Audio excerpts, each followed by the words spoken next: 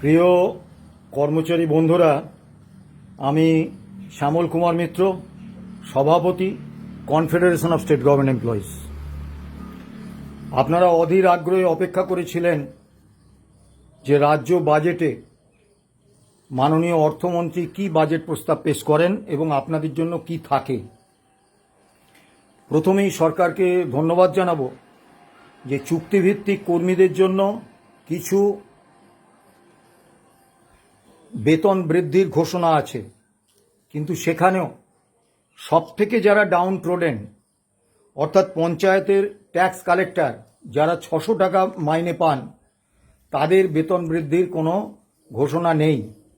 এবং জীবিকা সেবক যারা গত 9 বছর ধরে কোনো বেতন পাচ্ছেন না, তাদের সম্পর্কেও কোনো ঘোষণা নেই।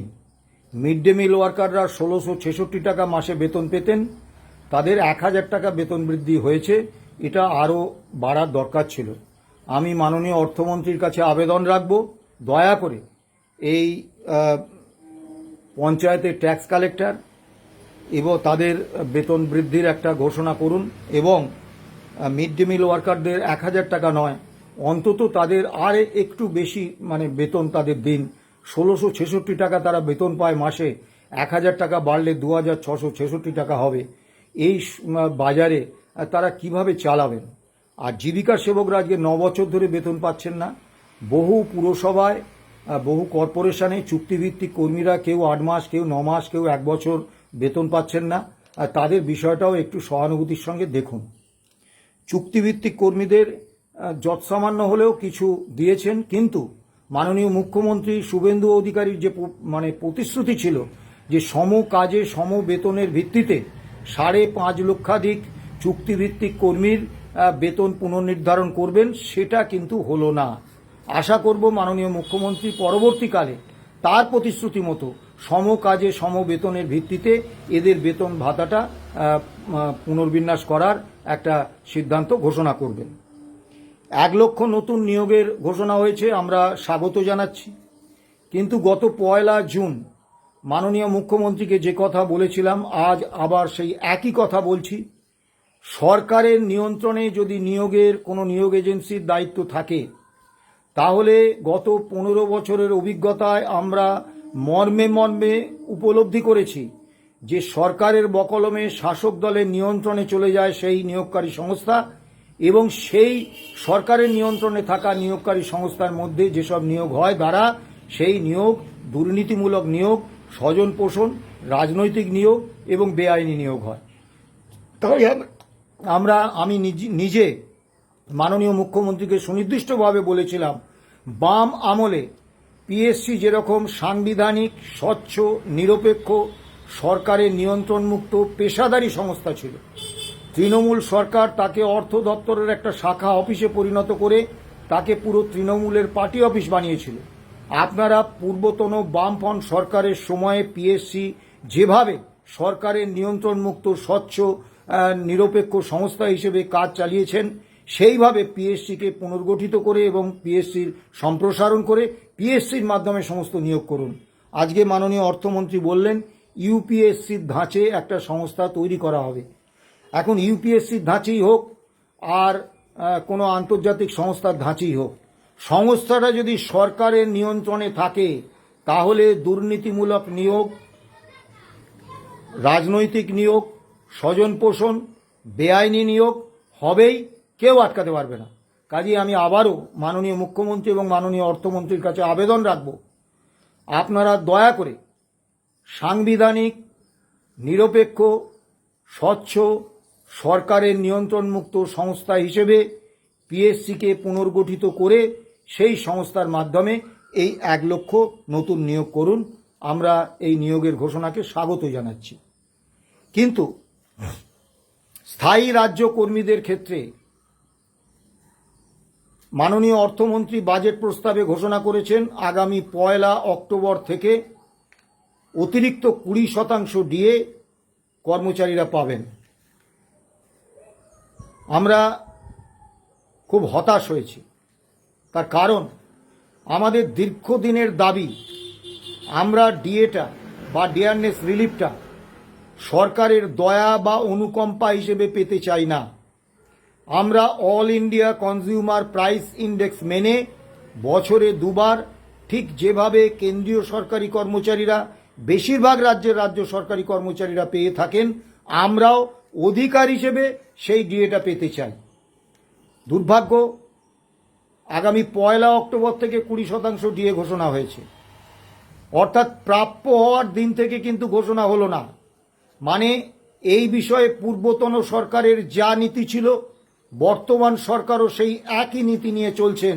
অর্থাৎ যেদিন সরকারের মনে হবে, যেদিন মাননীয় মুখ্যমন্ত্রী বা অর্থমন্ত্রীর সদিচ্ছার উদয় হবে, সেদিন তিনি একটা ডিএর ঘোষণা করবেন, সেটাও পরবর্তীকাল থেকে দেয়া হবে। আজকে 22শে জুন, আজকে ঘোষণা হলো, দেয়া হবে 1 অক্টোবর থেকে। এমনিতেই মাননীয় মুখ্যমন্ত্রী বলেছেন, 1 জুনের বৈঠকে সুনির্দিষ্টভাবে বলেছেন যে জানুয়ারি 2027 থেকে 7ম রাজ্য বেতন কমিশনের সুপারিশকৃত বেতন এবং ভাতা রাজ্য কর্মীরা পেয়ে যাবেন। যদিও তার নির্বাচনী প্রতিশ্রুতি ছিল যে 45 দিনের মধ্যে 7ম রাজ্য বেতন কমিশনের যে বেতন এবং ভাতা হবে, সেই বেতন, ভাতা এবং পেনশন রাজ্য কর্মীরা পাবেন। এবং তিনি 8ম রাজ্য বেতন কমিশনের কথাও বলেছিলেন, যদিও এই বেতন কমিশন সম্পর্কে সম্যক ধারণা না থাকার কারণেই বলেছিলেন, কারণ 6ষ্ঠ বেতন কমিশন শেষ হয়েছে গত 2025 সালের 31শে ডিসেম্বর। 7ম বেতন কমিশনের কার্যকালের মেয়াদ হচ্ছে 1/1/2026 থেকে 31/12/2025। কাজী 31/12/2025 পর্যন্ত এই 7ম রাজ্য বেতন কমিশনের কার্যকালের মেয়াদে 8ম রাজ্য বেতন কমিশন হয় না।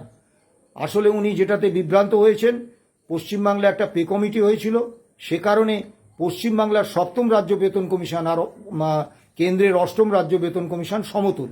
যাই হোক, সেই নির্বাচনী প্রতিশ্রুতি উনি রাখেননি, কিন্তু গত 1 জুন যে প্রতিশ্রুতি দিলেন যে জানুয়ারি 2027 থেকে 7ম রাজ্য বেতন কমিশনের সুপারিশ অনুসারে কর্মচারীরা বেতন, পেনশন এবং ভাতা পেয়ে যাবেন, সেইটা যদি উনি রাখেন, তাহলে তো এমনিতেই 42% ডিএ ওই ডিসেম্বর 2027-এর মধ্যে, ডিসেম্বর 2026-এর মধ্যে রাজ্য সরকার মিটিয়ে দিতে বাধ্য।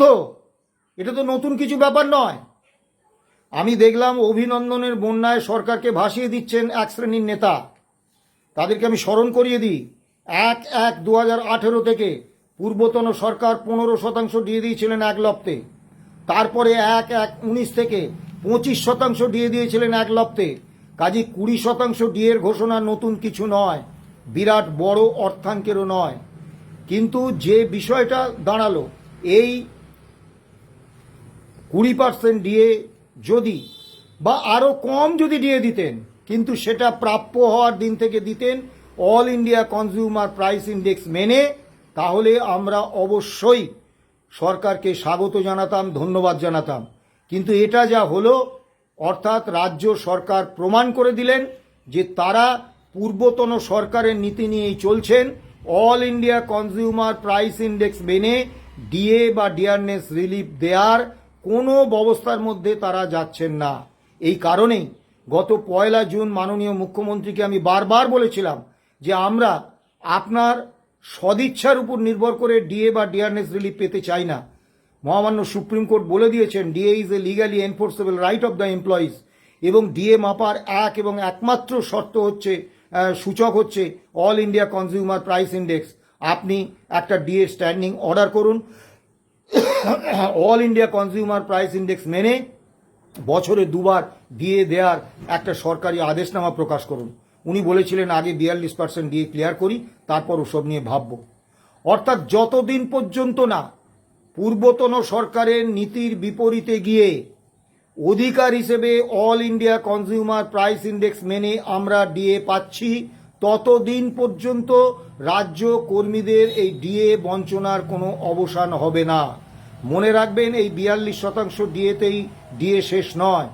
এরপরে 27শে জানুয়ারি থেকে প্রতি 6 মাস অন্তর all India consumer price index অনুসারে কেন্দ্রীয় সরকারি কর্মচারীরা, অন্যান্য রাজ্যের কর্মচারীরা তারা ডিএ পেয়ে যাবেন, তাদের পেনশনাররা ডিয়ারনেস রিলিফ পেয়ে যাবেন। সেখানে যদি আমাদের একটা স্ট্যান্ডিং অর্ডার যদি না থাকে তাহলে, এবং যদি মুখ্যমন্ত্রীর সদিচ্ছার উপর আমাদের নির্ভর করতে হয়, ডিএ 42% কেন 420% বকেয়া হয়ে যেতে পারে। কাজেই আমরা এই বিষয়ে সরকারকে স্বাগত জানাতে পাচ্ছি না, মাননীয় অর্থমন্ত্রীকে স্বাগত জানাতে পাচ্ছি না, কারণ মাননীয় অর্থমন্ত্রী এবং মাননীয় মুখ্যমন্ত্রী সামগ্রিকভাবে সরকার all India consumer price index মেনে ডিএ দেওয়ার যে অধিকার সেটাকে অস্বীকার করলেন। আমরা অত্যন্ত আহত। দিনটা 1 অক্টোবর থেকে পাবেন। আরে পে কমিশন যদি জানুয়ারি 2027 থেকে সত্যি সত্যি তার বর্ধিত বেতন ভাতা আমরা পাই, যদি মুখ্যমন্ত্রী তার কথা রাখেন, তাহলে তো ডিসেম্বর 2026-এর মধ্যে এই 42% ডিএই ক্লিয়ার করে দিতে হবে রাজ্য সরকারকে। তাহলে নতুন কি দিলেন? কাজেই আমরা প্রাপ্য হওয়ার দিন থেকে বকেয়া সহ ডিএ না দেওয়ার এই যে সিদ্ধান্ত, এর আমরা বিরোধিতা করছি, সমালোচনা করছি এবং তীব্র নিন্দা করছি। দ্বিতীয় যে বিষয়টা, আমরা confederation of state government employees and others versus state of West Bengal and others, এই মামলার মূল মামলাকারী সংগঠন। গত 5ই ফেব্রুয়ারি মহামান্য সুপ্রিম কোর্ট রায় দিয়েছেন এবং সুনির্দিষ্টভাবে বলেছেন DA is a legally enforceable right of the employees. বলেছেন অল ইন্ডিয়া কনজিউমার প্রাইস ইন্ডেক্সই হচ্ছে একমাত্র সূচক, যে সূচকে ডিএ গণনা করতে হবে। দুর্ভাগ্যের বিষয়, পূর্বতন কর্মী বিদ্বেষী সরকার এই রায় কার্যকর করেননি। উল্টে এই রায়ের পার্সিয়াল কমপ্লায়েন্সের নামে একটা বহুমাত্রিক জটিলতা তৈরি করে দিয়েছেন এবং সেখানে ভয়ঙ্কর একটা প্রতারণার জায়গা তৈরি করে দিয়েছেন। কীরকম প্রতারণা? তারা পরিকল্পিতভাবে ভুল হিসেব করে, আমি এই বিষয়ে আগে বিস্তারিত বলেছি বিভিন্ন ভিডিও, আর বিস্তারিতভাবে বলছি না, যে তারা পরিকল্পনা করে ভুল হিসেব করে রাজ্য কর্মীদের যে প্রাপ্য তার মাত্র 43% দিয়েছেন, 57% কাটমানি হিসেবে কেটে নিয়েছেন। গত 1 জুনের বৈঠকে মাননীয় মুখ্যমন্ত্রীকে, মাননীয় অর্থ সচিব প্রভাত মিশ্রের সামনে আমি সুনির্দিষ্টভাবে এই কথাটি অত্যন্ত স্পষ্টভাবে আমি বলেছি এবং কীভাবে মাননীয় প্রভাত মিশ্রের নেতৃত্বাধীন অর্থ দপ্তর আমাদের বঞ্চিত করেছে, প্রতারিত করেছে, সেই পুরো বিষয় আমরা তুলে ধরেছি। কিন্তু আজ পর্যন্ত অর্থ দপ্তর তার সংশোধন করেননি। আজকে 22শে জুন, আজও কলকাতার ব্যাংকগুলি থেকে পেনশন নেন এমন যে রাজ্য সরকারি কর্মচারী পেনশনার, ওয়ার্ক চার্জ কর্মী, ডেইলি রেটেড কর্মী এবং গ্র্যান্ট ইন হেডে যারা বেতন পান, শিক্ষক, শিক্ষাকর্মী, বোর্ড, কর্পোরেশন, পঞ্চায়েত, পুরসভা, আন্ডারটেকিংস, তাদের কর্মচারীরা বা পেনশনাররা 1 নয়া পয়সা বকেয়া দিয়ে ওই রায় মেনে আজও পাননি।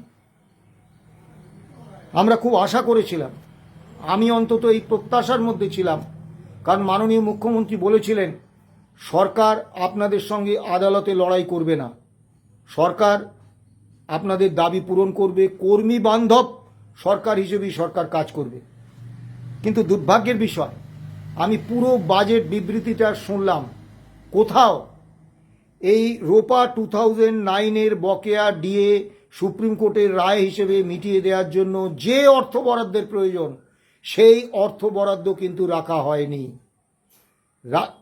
সুপ্রিম কোর্টে রাজ্য সরকার হিসেব দিয়েছিলেন যে ওই ডিএ মামলার রায় কার্যকর করতে 41,770 কোটি টাকা তাদের লাগবে। পূর্বতন সরকার পার্সিয়াল কমপ্লায়েন্সের নামে 6,600 কোটি টাকা খরচা করেছিলেন। মানে এখনও ওই রায় কার্যকর করতে গেলে 35,170 কোটি টাকার বরাদ্দ প্রয়োজন।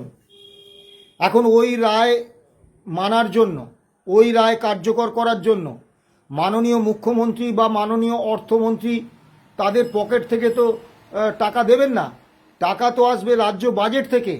সেই বাজেটে যদি এই বাবদ 35,170 কোটি টাকার সংস্থানই না থাকে, তাহলে কিভাবে রায় কার্যকর করতে যে খরচ, সেই খরচ রাজ্য সরকার করবেন?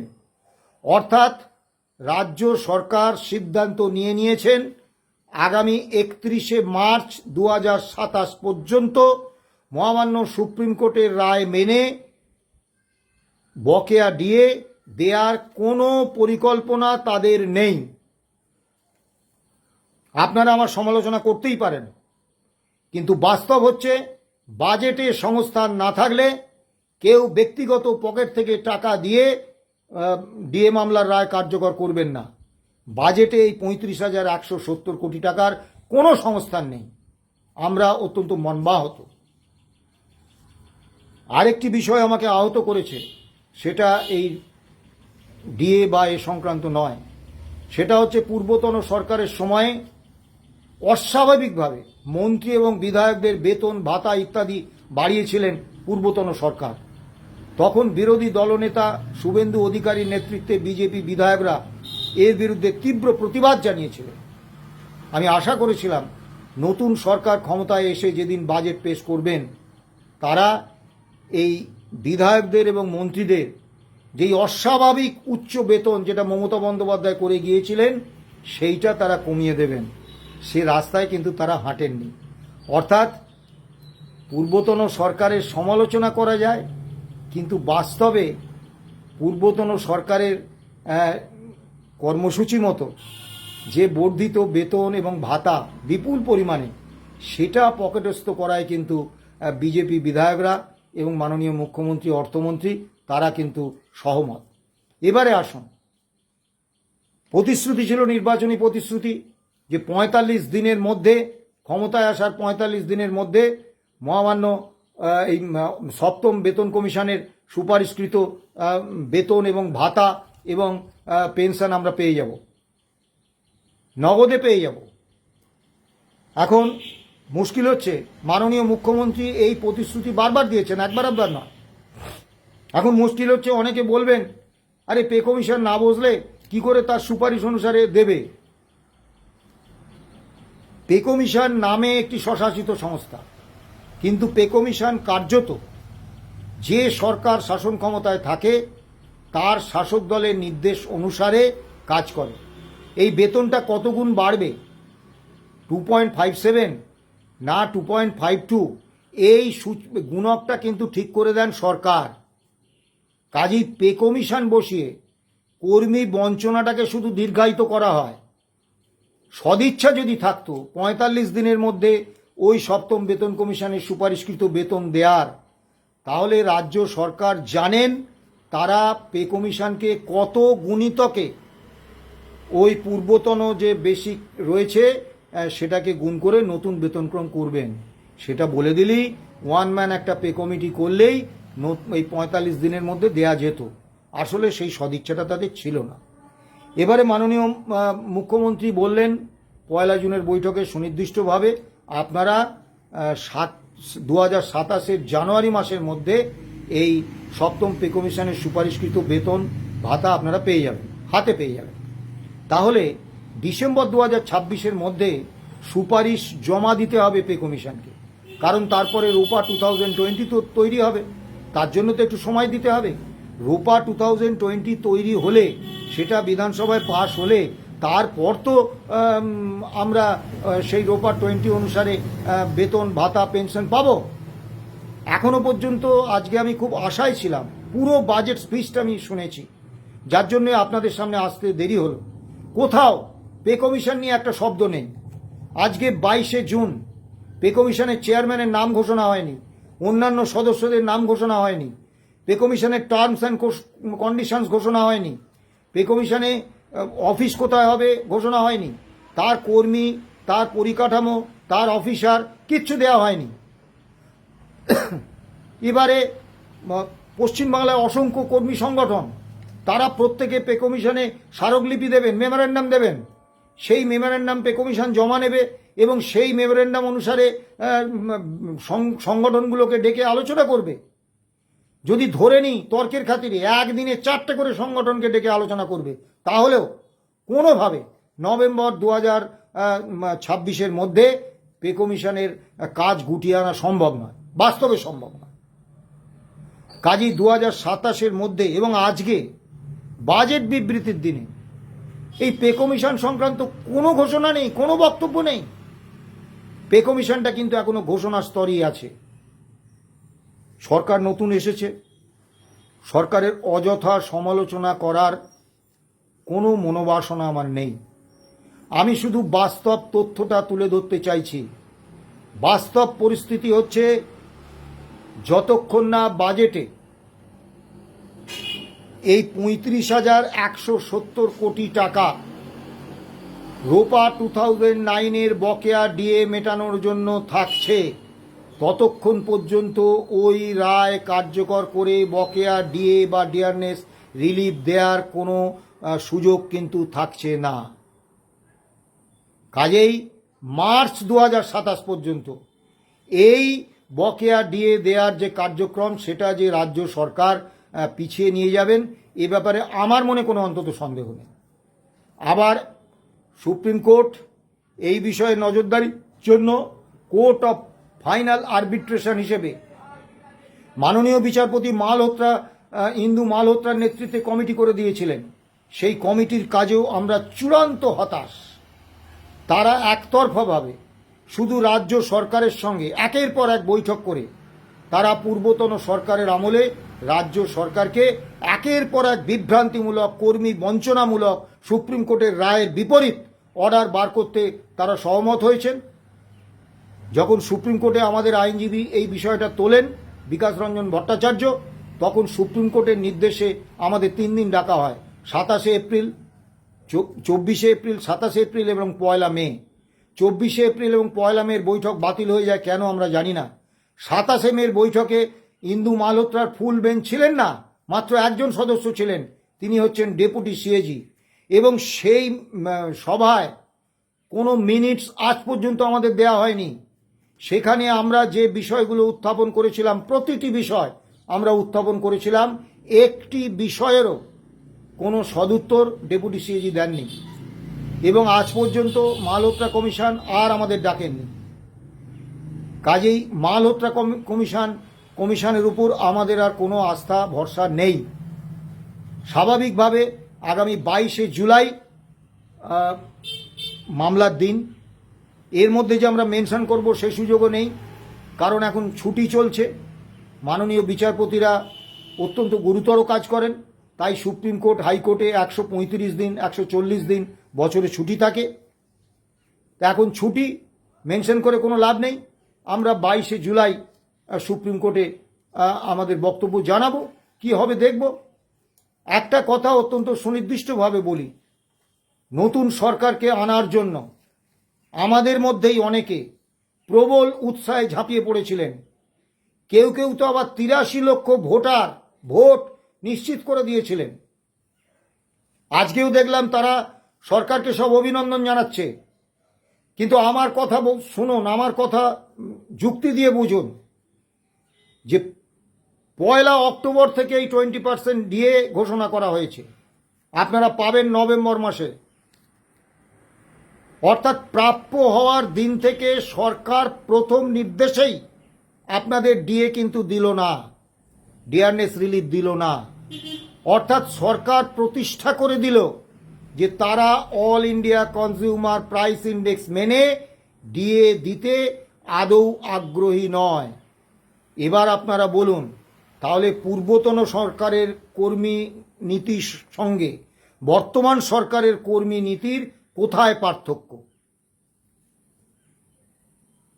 প্রাপ্য হওয়ার দিন থেকে তো দিলেন না।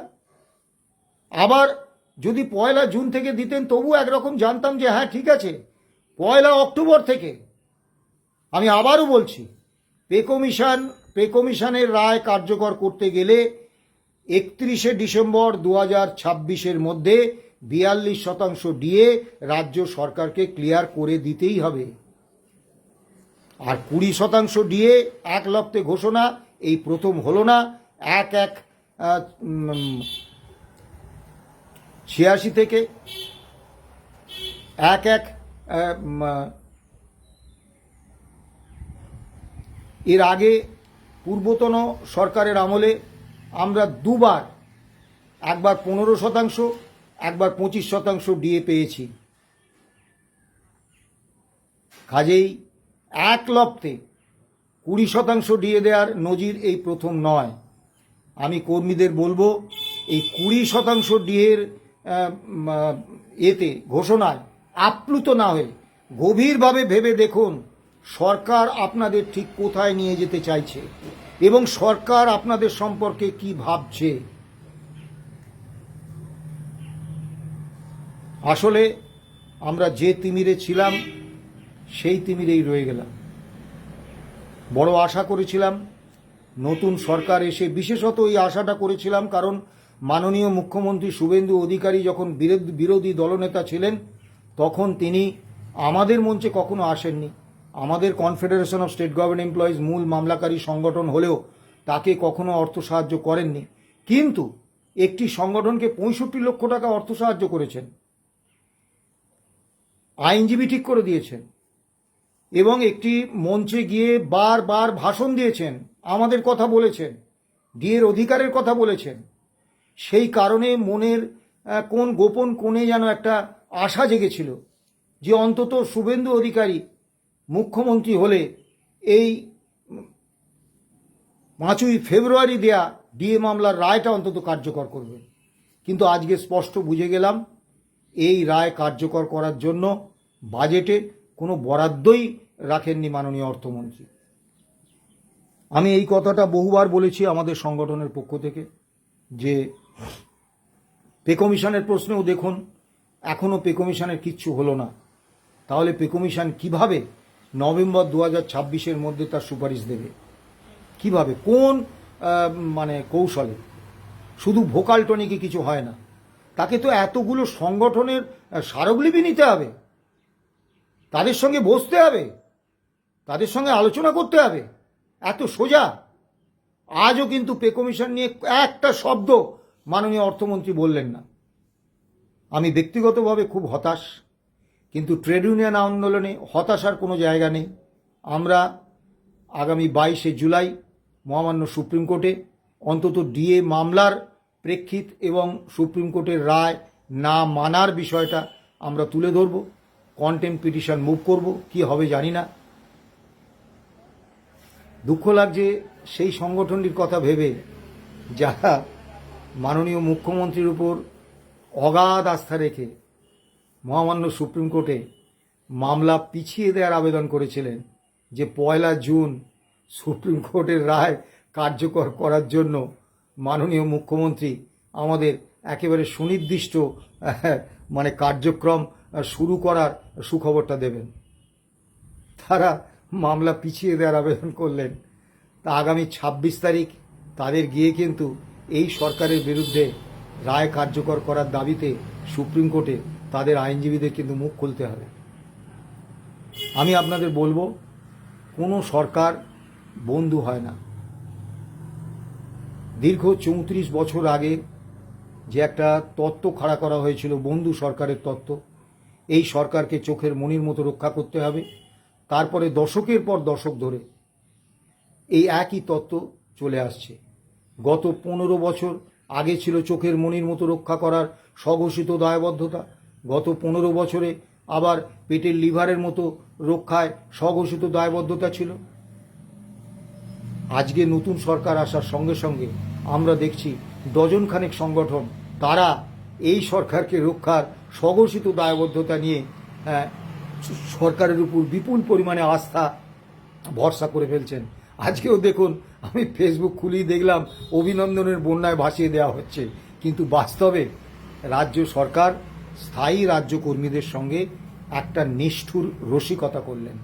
আমরা যে তিমিরে ছিলাম সেই তিমিরেই রয়ে গেলাম এবং এটা স্পষ্ট হয়ে গেল যে এই সরকারও পূর্বতন সরকারের মতো অল ইন্ডিয়া কনজিউমার প্রাইস ইন্ডেক্সকে স্বীকৃতি দিলেন না।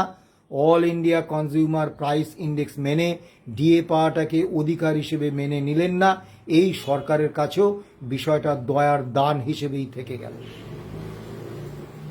কাজেই আমাদের আইনি লড়াইটা যেমন লড়তে হবে, তেমনি ঐক্যবদ্ধ কর্মী পক্ষ তৈরি করে সরকারের হাত থেকে দাবি ছিনিয়ে আনতে হবে। আন্দোলন ছাড়া, লড়াই ছাড়া কিছু পাওয়ার কোনো সুযোগ নেই। আর মানবিকতার কথা বলবেন, ওসব বাদ দিন। পেনশনারদের সম্পর্কে কটা লোক কতজন জানে? অধিকার বেশ বড় সংখ্যায় পেনশনারদের পেনশন হচ্ছে 1,000 টাকা। একটা বড় অংশ পেনশন পান 5,000 টাকার নিচে, আর একটা অংশ পেনশন পান 10,000 টাকার নিচে। এই বিপুল দুর্মূল্যের বাজারে ওষুধপত্রের দাম, জিনিসপত্রের দাম, তারা মানে সংসার চালানো তো দূরের কথা, একবেলার ডাল ভাতটুকু জোগাড় করতে পারেন না। বহু পেনশনের বয়স হয়ে গেছে। আমাদের এই মামলা পিটিশনার যারা ছিলেন, তার মধ্যে আমাদের সংগঠনের ট্রেজারার ইন্দ্রনীল মিত্র, তিনি প্রয়াত হয়েছেন। যে অসম সাহসী মানুষটির জন্য আমরা বিকাশ রঞ্জন ভট্টাচার্য, ফিরদৌস শামীম, গোপা বিশ্বাসকে এই মামলায় যুক্ত করতে পেরেছিলাম, সেই স্বপন দে অর্থ দপ্তরের কর্মী, তিনি প্রয়াত হয়েছেন 11 বছর আগে। 2016 সালে যখন আমরা মামলা করেছিলাম, তখন যারা আমাদের সঙ্গে ছিলেন, আজকে তাদের মধ্যে অসংখ্য মানুষ তারা আমাদের ছেড়ে চলে গেছেন, প্রয়াত হয়েছেন। প্রায় প্রতিদিনই খবর পাচ্ছি আজকে অমুক জেলায় অমুক পেনশনার মারা গেছেন, তমুক জেলায় তমুক কর্মচারী মারা গেছেন। তাদের হক পাওনার টাকা আগের সরকার, মমতা বন্দ্যোপাধ্যায় সরকার একেবারে মানে ডাকাতি করে নিয়েছিলেন তাদের হক পাওনার টাকাটা। সেই টাকাটা অন্তত পেনশনারদের কাছে পৌঁছে দেওয়ার এইটুকু মানবিকতা আজকে আমরা কিন্তু দেখতে পাচ্ছি না। আবার দেখলাম এক বরিষ্ঠ নেতা বলেছেন ব্যুরোক্রেসি চক্রান্ত করছে, আমলারা এই ভুল হিসেব সংশোধন করতে চাইছে না, আমলারা এই কলকাতা কর্পোরেশন এলাকায় যে সমস্ত পেনশনার, সরকারি পেনশনার পেনশন পান, তাদের পেনশনটা ডিসবার্স করছে না, তাদের বকেয়া ডিএটা ডিসবার্স করছে না, গ্র্যান্ট ইন এডের কর্মচারীদের জন্য অর্ডার তৈরি করছে না। এগুলো সব হাস্যকর কথা। ব্যুরোক্রেসি সর্বদা কাজ করে সরকারের চিফ পলিটিক্যাল এক্সিকিউটিভের নির্দেশে। শাসক দলের রাজনৈতিক নির্দেশ ছাড়া কখনো আমলাতন্ত্র কোনো সিদ্ধান্ত নেয় না। আজকে এই অর্থ দপ্তরের আমলাদের উপর পূর্বতন সরকারের চিফ পলিটিক্যাল এক্সিকিউটিভ মমতা বন্দ্যোপাধ্যায়ের নির্দেশ ছিল যে তোমরা পরিকল্পিতভাবে ভুল করে কর্মচারীদের কম টাকা দাও, তাই তারা 57% কম টাকা দিয়েছেন। মমতা ব্যানার্জির নির্দেশ ছিল রায় কার্যকর করা যাবে না, বিভিন্ন রকম জটিলতা তৈরি করে বহুমাত্রিক জটিলতার একটা আবর্তে মামলাকারী সংগঠনগুলোকে ঢুকিয়ে দাও। তারা সেই পলিটিক্যাল এক্সিকিউটিভ মমতা বন্দ্যোপাধ্যায়ের নির্দেশ মেনে এই কাজটি করেছিলেন। আবার নতুন যিনি চিফ পলিটিক্যাল এক্সিকিউটিভ হয়েছেন, তিনি যদি সুনির্দিষ্টভাবে অর্থ দপ্তরের আধিকারিকদের নির্দেশ দিতেন, তাহলে আজকে এই কলকাতার ব্যাংক থেকে পেনশন নেওয়া পেনশনাররা বা গ্র্যান্ট ইন এডের কর্মীরা বা ওয়ার্ক চার্জ কর্মীরা বা ডেলিগেটেড কর্মীরা আজও 1 পয়সা না পাওয়ার যন্ত্রণা আজও তাদের সহ্য করতে হতো না। কাজেই ব্যুরোক্রেসি নয়, পলিটিক্যাল এক্সিকিউটিভ তারাই সিদ্ধান্ত নেন এবং তারা এই মামলার রায় কার্যকর করতে তাদের সদিচ্ছা নেই, এই কারণেই কার্যকর হচ্ছে না। অযথা রাজনৈতিক নেতাদের গৌরবায়ন করে কোনো লাভ নেই। সবশেষে একটা কথাই বলবো, আন্দোলন, লড়াই, ঐক্যবদ্ধ কর্মী পক্ষ হিসেবে সরকারের কাছে নিজেদের উপস্থাপিত করার ছাড়া অন্য কোনোভাবে আমরা ডিএর অধিকার, all India consumer price index মেনে পাওয়ার অধিকার আমরা পাবো না। কাজেই এই প্রস্তুতি যদি আপনারা নিতে পারেন, এই আন্দোলনে যদি আপনারা নামতে পারেন এবং ঐক্যবদ্ধ কর্মী পক্ষ হিসেবে সরকারকে যদি আপনারা এই দিতে বাধ্য করতে পারেন, তাহলেই একমাত্র আমরা all India consumer price index মেনে ডিএ পাবো। পে কমিশন সময় মতো তার সুপারিশ জমা দেবে, সেই সুপারিশ কার্যকর হবে। অন্যথায় আমাদের শুধু এই বঞ্চনার গাথা গেয়ে যেতে হবে। ভালো থাকবেন, সুস্থ থাকবেন, নমস্কার।